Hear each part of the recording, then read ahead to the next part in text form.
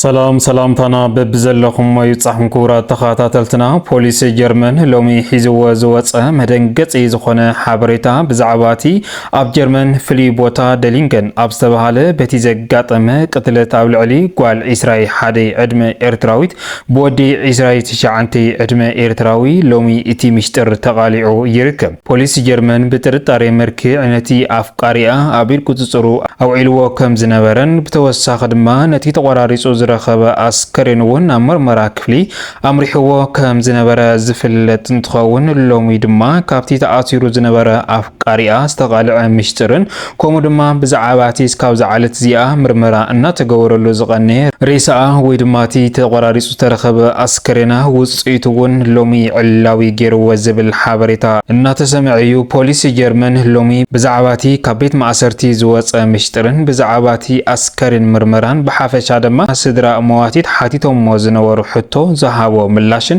سفح زبل مغلصي اوصي ركب زينتا يمسل نزبل زرزر حبريتو ناباخم كنبل نخون نزي چانل نازي حدش تداخونكم سبسكرايب ناولكم ابالاتنا دما لايك شير ناولكم مدباتنا سكاب موداتان حابيركم ناصنحو اتي بعلت 10 ورحي 3 2026 اب جرمن فليبوتا دلينكن اب استبهاله بوتا حدغኛ زخونه فصامي تفصيم نيرو ازي فصامه زي لما قتلت ابلعلي قال اسرائيل حدي ادمه ايرتراويت زخونه اتي اسكرنا تقراريصو اب غزا تعصيوا كم سرخبت بوليس جرمنن كوم دما معخنا زينا جرمنن كمن ديناوستاين زولو يحبروا نيروم كابزي بسبغس دما سدتኛታት ኤርትራ ነበርቲ ኣብ ጀርመን ዝኾኑ ዝለዓለ ድንጋጽ ሓዲርዎ ማለትውን በቲ ቅድመ ሕዚ ኣብ ልዕሊቶም ስደተኛታት ኤርትራ ዝፍጸም ዝነበረ ፍጻመ ማለትውን ቅድሚ ክልተ ወርሒ ኣብ ጓል 39 ዕድመ ኤርትራዊት ባፍቃሪኣ እናተባሃለ ክሳዳን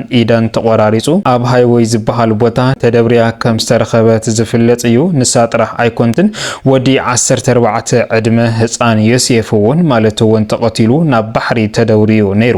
እምባር ከሰቲ ብዕለት 10 ወርሒ 3 2026 ዝተፈጸመ ፍጻመ ድማ ንኹሉ ሰብ ኣደናጊጹ ከም ዝነበረ ዝፍለጥ እዩ ማለትውን ኣብቲ ገዛ ተዓጽዋያ ልውዕለ መዓልቲ ውዒላ ካብዚ ብዝተበገሰ ድማ መን ቀታሊኣ ንዝብል ኩሉ ሰብ ሓሳብን ፍርሕን ፈጢሩሉ ዝነበረ እንትኸውን ፖሊስ ጀርመን ድማ በቲ ዝተገበረ ጥቆማ ኣብቲ ግዜ ንሱ እቲ ኣስከሬን ብምስብሳብ ናብ ምርመራ ክፍሊ ኣምሪሕዎ ከም ዝነበረ በቲ ኣብቲ እዋን ንሱ ቃል ዝሃው ወይ ድማ መስከርቲ ኣብቲ ከባቢ ዝነብሩ ነበርቲ ነቲ ኣፍቃሪኣ ኣብ ኢድ ቁጽር ፖሊስ ጀርመን ውዒሉ ከም ዝነበረ ዝፍለጥ እዩ ኣብቲ ግዜ ንሱ ደቀቲልዋ ኣይቀተላን ዝብል መረጋገጺ ኣይነበረን ነገር ግን ካፍቲ ሓደጋ ዝተፈጸመሉ ቦታ ንኸሓድን ልዕሊ 200 ኪሎ ሜትር ኣብ ዝረሓቀ ቦታ እዩ ተረኺቡ እዚ ብዝተበገሰ እውን ድማ ፈጺምዎ ክኸውን ይኽእል ተባሂሉ ናብ ሕጊ ኣትዩ ዝነበረ ማለት እዩ ፖሊስ ጀርመን ኣብቲ ግዜ ንሱ ብዝገበሮ ምርመራ ማለት እውን ኤርትራዊት ምዃና ተፈሊጣ ንሱ እውን ወዲ 29 ዕድመ ኤርትራዊ ምዃኑ ተፈሊጡ እዞም ክልተ ሰባት እዮም ድማ ፍቕሪ ወይ ድማ ሓዳር ካብ ዝጅምሩ ልዕሊ ዓመትን 3 ወርሕን ዘቆጸሩ ምዃኖም ተረጋጊጹ ነይሩ ማለት እዩ ፖሊስ ጀርመን ባርከስ ነተወሳኺ ምርመራ ኢሉ እቲ ኣስከሬን ነቶም ስድራ ይኹን ነቶም ቤተሰብ ኣይሃዎም ነይሩ ማለት እውን ተወሳኺ ምርመራ ከም ዘድልዩ መግለጺ ኣውጽኢ ነይሩ ነቲ ተኣሲሩ ዝነበረ ኣፍቃሪያውን እንተወሳኺ ሕቶ ተዋሂሉ ፍርዲ ወይ ድማ ውሳኔ ከም ዘይተዋሃቦ እናተሰምዐ ነይሩ ማለት እዩ ባርከስ ፖሊስ ጀርመን ካፍቶም ነበርትን ከም ድማ ካፍተን መሓዝታን ዝረኸቦ ሓበሬታ እዚ ሰብዚ ወይ ድማ ኣፍቃሪያ ዝተባሃለ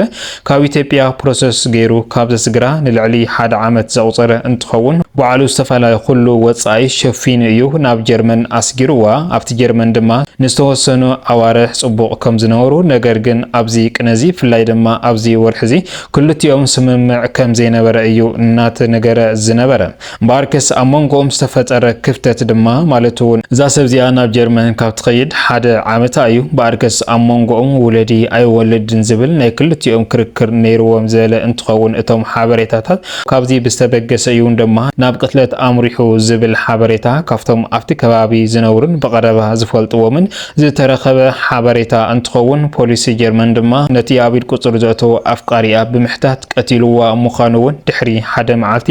ኣሚኑ እዩ ማለት እዩ። ድሕሪ ማእሰርቲ 24 ሰዓታትን ብዙሕ ጥያቄን ማለት እውን ከም ዝቀተላ ዝኣመነ እኳ እንትኸውን ነገር ግን ድማ ካብዚ ብዝኸፍእ መልክዑ ንሱ በይኑ ከም ዘይቀተላ ዋና ዓርካ እውን ከም ዝነበረት እዩ እናተሓበረ ዝርከብ ማለት እዩ። ክቡራት ሰማዕትና ንሳ ክትቅተል ዝገበረት እውን እታ ዋና ዓርካ መሳቲታ ዝነበረት እያ ዝበለ እንትኸውን እቲ ኣፍቃሪኣ ኣብ መንጎኦም ድማ ስምምዕ ከም ዘይነበረ ደጊሞም በቲ ኣፍቃሪኣ እውን ተነጊሩ እዩ ማለት እዩ። ነገር ግን ንሱ ናብ ጀርመን ካብ ዝወሰድኽዋ ኣብ ጀርመን ከይዳ ጠሊማትኒ ኣብቲ ፈለማ እዋን ውለዲ ኣይወልድን ዝብል ክርክር ነርና ፀንሕ ኢሉ ግን እዛ ሰብ እዚኣ ጠሊማትኒ ድሕሪ ድማ ካሊእ ህይወት ጀሚራ ኣነ ንዓ እናተፀበኹ እናለመንኩና ኣለኹ ንሳ ግን ምስ ካሊእ ሰብ እሞ ድማ ምስ ዓርከይ ፍቅሪ ጀሚራ ዝብል ሓሳብ እዩ እናልዕለ ዝርከብ። ኣብቲ ዋና ሕቶ ድማ ንምንታይ ቀቲልካያ ዝተባሃለሉ እዋን ምስ ካሊእ ወዲ ደቂሳ ረኺበያ ዝብል ሓበሬታ እዩ እናሃበ ዝርከብ። ካብዚ ብዝተበገሰ ድማ ስምዒታዊ ኮይነ ህይወታ ከሕልፋ ክኢለ ኣነፍቲ እዋንሱ ምስ ማሓዛእየ ነይረ እዚ ሚስጥር እዚ ዘካፈለትን ድማ ማሓዛእያ ምስ ካሊእ ወዲ ደቂሳ ከም ዘላ መልእኽቲ ኣመሓላሊፈትለይ ድሕሪ ግን ሓቂ ኣይመሰለንን ኣብቲ ገዛ ድሕሪ ምኻድ ድማ ምስቲ ዓርከይ እትብሎ ደቂሳ ረኺበያ ስለዚ ድማ ስምዒታዊ ኮይነ ቀቲለያ ዝብል ሓበሬታ እዩ እናስምዐ ዝርከብ ማለት እዩ። ፖሊስ ጀርመን ድማ ነዚ ወይ ድማ ነቲ ቀታሊስ ካብዛ ዓለት እዚኣ ምንም ዝሃቦ ፍርዲ ወይ ድማ ውሳኔ የለን። ነዚ እውን ድማ እቶም ስድራ እውን መረረቶም እናገለጹ ዝርከቡ ንሱ ኣሚኑ እናሃለዎ ኣነ ቀቲለያ እናበል እናሃለየ ንምንታይ ፍርዲ ወይ ድማ ውሳኔ ዘይወሃቦ እቲ ኣስከሬን ድማ ሃውና ብክብሪ ክንቀብሮ ወይ ድማ ናብ ዓዱ ክንሰዶ ዝብል ሓበሬታ እውን እናስምዑ ይርከቡ እቶም ቀረባ ኣዝማዳት ዝበሃሉ ማለት እዩ። ፖሊስ ጀርመን ግን እቲ ሎሚ ሒዝዎ ወፂኡ ዘሎ ብቀታሊኣ እቲ ኣፍቃሪኣ እንትኸውን ምክንያት መቅተሊኣ ድማ ኣብ ልዕሊ ችት ጌራ ወይ ድማ ካሊእ ስብኣይ ሒዛ ዝብል እንትኸውን ነዚ ቆፅዓት እዚ ድማ ገና መዓልቲ ቆፀሮ ተገይሩ ከም እንደገና ክምርመር እዩ ዝብል ሓበሬታ እውን እናተሰምዐ ይርከብ ማለት እዩ። ክቡራት ሰማዕትና ብጣዕሚ እዩ ዝሕዝን እቲ ኣብ ጀርመን ፍሉይ ቦታ ደሊንገን ዝተፈፀመ ማለት እውን እቲ ኣስከሬና 2-3 ተቆራሪፁ ክርከብ ከሎ ንኩሉ ሰብ መደንገፂ ብዝኾነ ፍጻመ እዩ ፀኒሑ። ቅድሚኡ እውን ኣብ ልዕሊ ብዙሓት ኤርትራውያን ብዙሕ ፍጻመ እናተፈፀመ ይፀኒሑ። ብፍላይ ድማ ብፕሮሰስ ሸገራ ማለት እውን ኣፍቃሪተይ ወይ ድማ በዓልቲ ገዛይ ክትኾነኒ ኢሎም የስግርዎን ነገር ግን ኣብ ጀርመን ወይ ድማ ኣብ ካሊእ ዓዲ ምስ በፅሓ ዝቀትልሉ ኩነታት እናበዝሐ እዩ ዝመፅእ ዘሎ። እዛ ሰብ እዚኣ ድማ ዕፃ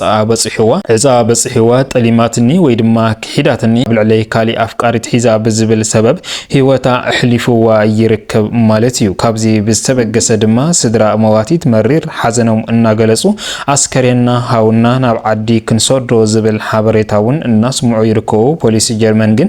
ሬሳና ሃውና ዝብል ምላሽ እስካብ ዓለት እዚኣ ዝመለሶ መልሲ የለን ማለት እዩ። ክቡራት ሰማዕትና እምበር ከስን ሎሚ ዝወናዮም ዝርዝር ሓበሬታና እዚኦም ይመስሉ ነይሮም። እስካብ መወዳእታ ሓቢርኩምና ፀናሕኩም ካብ ልቢ እናመስገና ኣብ ዝቕፅል መደባትና እስካብ ንራኸብ ሰላም ሰናይ ፃንሕቲ ይጎረልኩም። ሰላምታይ ንዓኹም።